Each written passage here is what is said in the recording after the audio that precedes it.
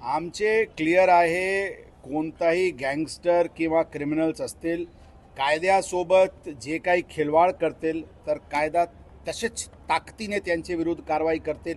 ही एका गँगस्टरवर मोकाची कारवाई अंतर्गत ऑलरेडी कारवाई करण्यात आलेली आहे। त्याच्यानंतर काही थोडा त्यांनी काही ॲडव्हेंचरस कृत्य त्यांनी केला आणि त्यामध्ये जे काही दोषी अधिकारी कर्मचारी आहेत त्यांना निलंबित करण्यात आलेले आहे। जे काही लोक त्यांना प्रत्यक्ष मोकाचे आरोपीला लक्षात ठेवा, आपण मोकाचे आरोपीला कोणी प्रत्यक्ष अप्रत्यक्ष मदत करत असतील तर मोकाचमध्ये अबेटमेंटचे अंतर्गत कारवाई होतो। म्हणून त्याचे जे जे काही लोकांनी त्यांना खानावाना पुरवत होते, काही ढाबावर थांबून किंवा त्याचे मागे फॉर्च्युनरनी जात होते, त्यांना सगळ्यांना मोका अंतर्गत आरोपी करण्यात आलेली आहे। कोणी क्रिमिनल्स किंवा क्रिमिनॅलिटीला ग्लोरीफाय करण्याची किंवा ताकदी दाखवण्याची प्रयत्न किंवा त्यांना मदत करण्याची प्रयत्न करतील, कायदा तसेच कडक रीतीने त्यांच्यावर कारवाई करतील।